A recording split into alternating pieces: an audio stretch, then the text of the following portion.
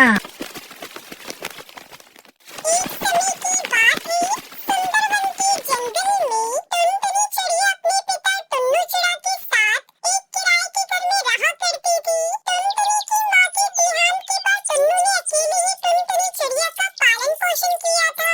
वो अपना घर चलाने के लिए मजदूरी किया करता था।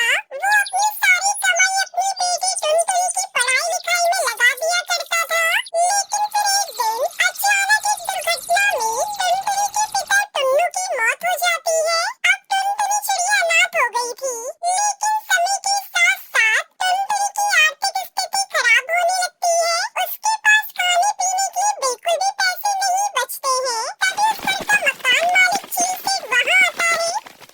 सुनो टुनटुनी, तुमने कई महीनों से इस घर का किराया जमा नहीं किया है। तुम्हें इस घर से अभी निकलना होगा। प्लीज सेठ जी, ऐसा मत करिए। मेरे पिताजी का देहांत हो गया है और इसी वजह से मैं घोंसले का किराया नहीं भर पा रही हूँ, क्योंकि मेरे पास बिल्कुल भी पैसे नहीं बचे हैं। और अगर आपने मुझे घर से निकाल दिया तो मैं बेघर हो जाऊंगी। कहाँ जाऊंगी मैं, कहाँ रहूंगी? लेकिन चील सेठ उसकी एक बात नहीं मानता और टुन्नी चिड़िया को घर से बाहर निकाल देता है। टुन्नी चिड़िया रोते हुए उसके चाचा चाची के वहाँ पर जाती है। उसका चाचा कालू सेठ उससे यह कहता है कि तुम चिंता मत करो टुनटुनी, हम है ना, आज से हम तुम्हारा ख्याल रखेंगे और तुम हमारे साथ हमारे घर पर रहोगी।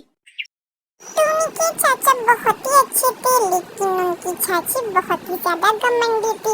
वो टुन्नी चिड़िया को अपने घर में रखने की इजाजत नहीं देती है। वो कालू कौवे से आर्गुमेंट कर रही थी। तभी ये सारी बातें टुन्नी चिड़िया सुन लेती है और रोते हुए वहाँ से चली जाती है। टुन्नी चिड़िया तो बेघर हो गई थी, उसका कोई सहारा नहीं था। वो रोते हुए यह कहती है कि हे भगवान, अब मैं क्या करूं, कहाँ जाऊं? मेरा तो इस दुनिया में अब कोई भी नहीं है। टुन्नी चिड़िया बहुत ही ज्यादा दुखी थी और जोरों जोरों से रो रही थी। तभी वहाँ पर एक मैजिकल परी प्रकट होती है। तभी टुन्नी चिड़िया मैजिकल परी से अपनी सारी बात शेयर करती है। तभी मैजिकल परी यह कहती है कि टुनटुनी, तुम बिल्कुल भी चिंता मत करो, मैं हूँ ना, मैं तुम्हारी मदद करूँगी।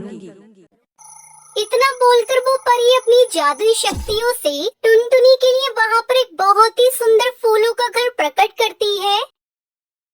सुनो टुनटुनी, आज से यह जादुई फूलों का घर तुम्हारा है। तुम्हें इस घर में किसी भी चीज की कोई तकलीफ नहीं होगी और हाँ, यह जादुई फूलों का घर तुम्हें तुम्हारी जरूरत की सारी चीजें देगा। इसलिए अब से तुम्हें किसी के भी सामने हाथ फैलाने की जरूरत नहीं पड़ेगी।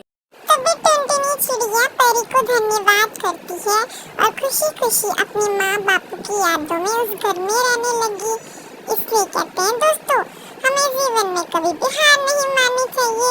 और मेरे प्यारे सब्सक्राइबर्स, अगर आपको हमारी स्टोरी अच्छी लगी तो हमारी स्टोरी को लाइक, कमेंट, शेयर और चैनल को सब्सक्राइब करना मत भूलिएगा। आपका धन्यवाद।